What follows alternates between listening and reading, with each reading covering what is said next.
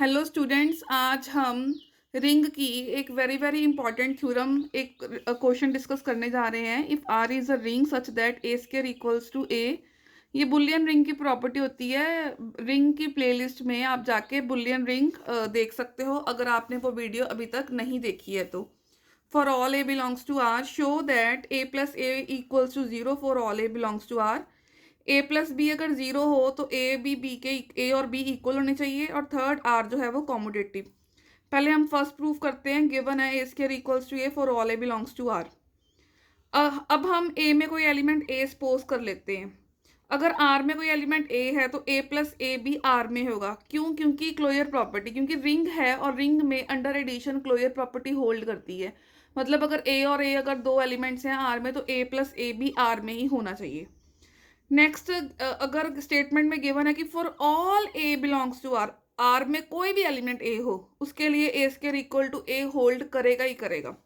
तो ए प्लस ए अगर आर को बिलोंग कर रहा है इसका मीनिंग ए प्लस ए का whole square equal to a plus a के इक्वल आएगा ही आएगा। अब स्क्वायर है इसको हम 2 टाइम्स लिख सकते हैं। अब इस ए को इसके साथ मल्टीप्लाई करेंगे फिर प्लस इस ए को इसके साथ। अब हम डिस्ट्रीब्यूटिव लॉ से ये ब्रैकेट्स ओपन कर लेते हैं। ए इंटू ए, फिर ए इसके साथ जाएगा, ये इसके साथ, ये इसके साथ, ठीक है।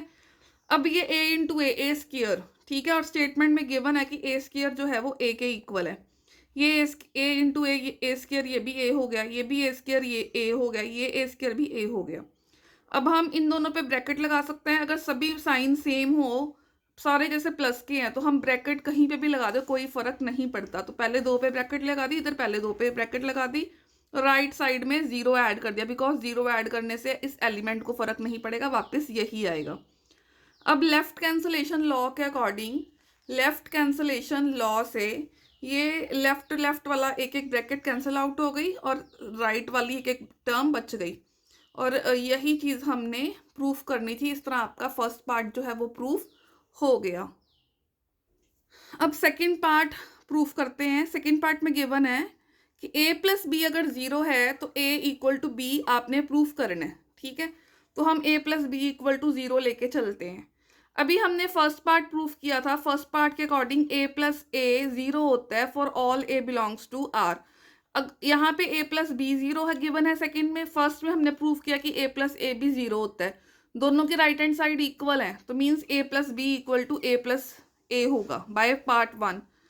अब दोनों के a left left element same है, a plus B equal to a plus a में ए कैंसिल आउट कर दिया तो क्या बच गया, बी इक्वल टू ए। और यही हमने प्रूफ करना था। अब हमें थर्ड पार्ट प्रूफ करना है। R is commutative means A into B equals to B into A. Given है स्टेटमेंट में ए स्क्वायर इक्वल्स टू ए है for all A belongs to R. हम रिंग के कोई दो एलिमेंट्स ए और बी ले लेते हैं आर में। लेट ए और बी बिलोंग्स टू आर। क्योंकि आर रिंग है तो रिंग में under addition closure property hold करती है, इसलिए ए प्लस बी भी आर में होगा। और स्टेटमेंट में गिवन था कि ए स्क्वायर इक्वल्स टू ए है for all A belongs to R. Means अगर ए प्लस बी आर के अंदर है तो गिवन कंडीशन के अकॉर्डिंग ए प्लस बी का whole square equals to a plus B होगा। अब स्क्वायर है इसको 2 टाइम्स लिख देंगे हम। अब हम ब्रैकेट ओपन कर लेते हैं। ये ए को इसके साथ मल्टीप्लाई किया, फिर प्लस बी को इसके साथ मल्टीप्लाई किया। अब डिस्ट्रीब्यूटिव लॉ से ये ए इसके साथ जाएगा, ये ए इसके साथ जाएगा, राइट डिस्ट्रीब्यूटिव लॉ से ये बी इसके साथ जाएगा, ये बी इसके साथ जाएगा। ये ए इंटू ए स्क्वायर, ये बी इंटू बी स्क्वायर, ठीक है। और हमें गिवन है कि a square equals to a होता है for all A belongs to R. Means a square a होगा, हर एलिमेंट के लिए है तो बी स्क्वायर भी बी होगा, क्योंकि स्टेटमेंट में गिवन है। अब क्या आएगा, लेफ्ट कैंसलेशन लॉ से ये ए और ये ए आपस में हमारे कैंसल आउट हो गई, ठीक है।